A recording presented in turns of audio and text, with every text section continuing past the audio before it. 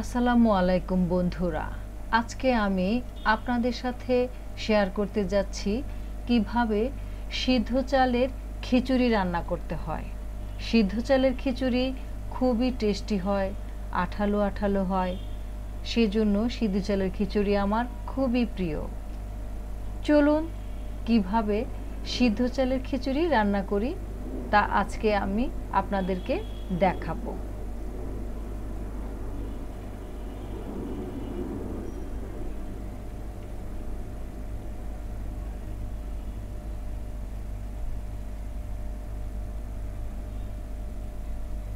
এখানে প্রথমে আমি মগ দিয়ে মেপে 2 মগ চাল নিয়েছি।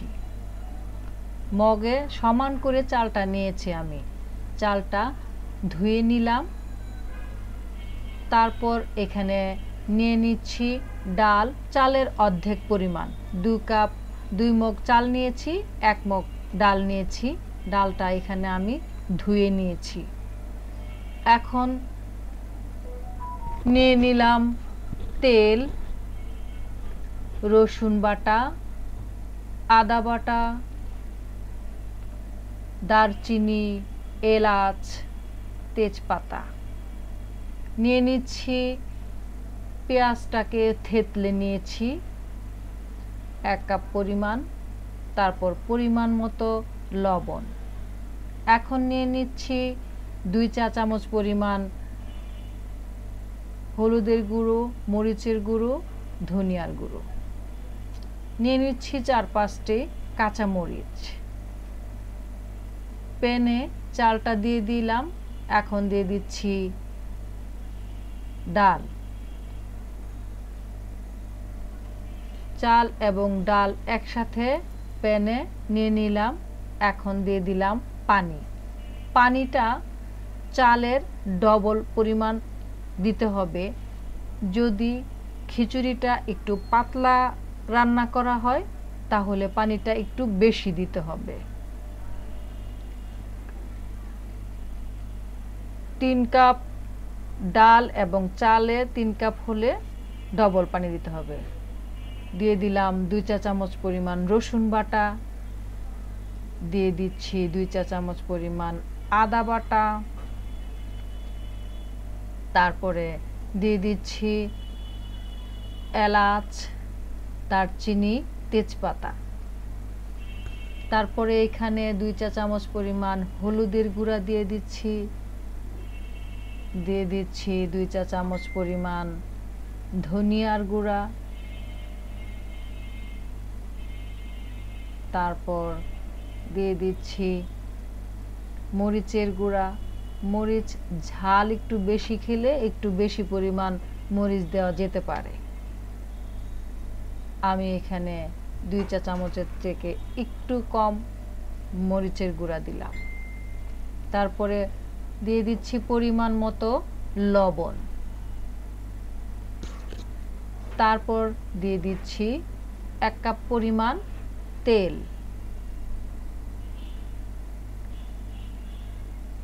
এখন ভালো করে নেড়েচেড়ে সবগুলো মশলা একসাথে মিশিয়ে নেব। এই পর্যায়ে চুলার আঁচটা হাই করে দিতে হবে। দিয়ে দিচ্ছি কাঁচামরিচ।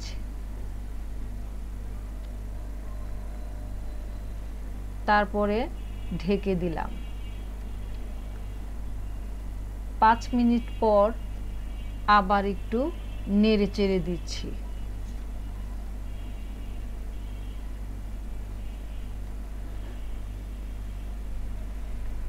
এই পর্যায়ে চুলার আঁচটা হাই থাকবে। আবার ঢেকে দিলাম।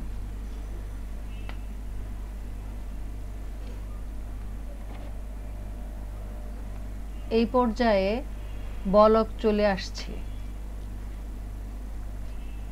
এখন দিয়ে দিব থেতলে রাখা 1 কাপ পরিমাণ পেঁয়াজ।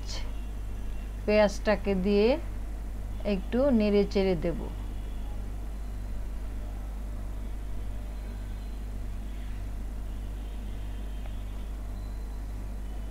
সিদ্ধ চালের খিচুড়িটাকে অনেকে আবার নিরামিষ খিচুড়িও বলে। এই খিচুড়িটা বৃষ্টির সময় খেতে খুবই টেস্ট লাগে এবং ঝামেলাবিহীন ঘরের জিনিসপত্র দিয়েই রান্না করা যায়। সিদ্ধ চালের খিচুড়ি খুবই সুস্বাদু হয়, ঝটপট রান্না করার মতো খিচুড়ি সিদ্ধ চালের খিচুড়ি। সিদ্ধ চালের খিচুড়ি খুবই আঠালো হয়, খেতেও খুব টেস্ট হয়। এই পর্যায়ে একটু পরপর নেড়ে চেড়ে দিতে হবে। চালটা ফুটে আসার সময় হলে নিচে লেগে যাওয়ার সম্ভাবনা থাকে, সেজন্য একটু পরপর নাড়তে হয়।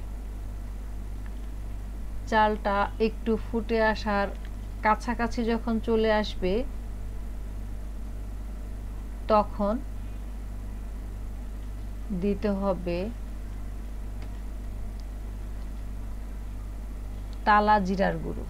এই পর্যায়ে আমি 1 চা চামচ পরিমাণ টালা জিরার গুঁড়ো দিয়ে দিচ্ছি। এতে কালারটাও চেঞ্জ হবে এবং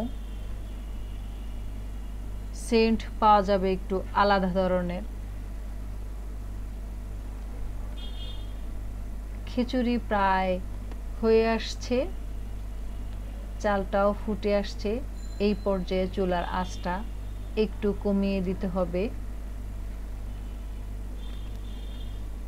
এই সময়টাতে একটু নাড়তেই থাকতে হবে, না হলে নিচে লেগে যেতে পারে, সেজন্য নামানোর আগ পর্যন্ত নাড়তে হবে।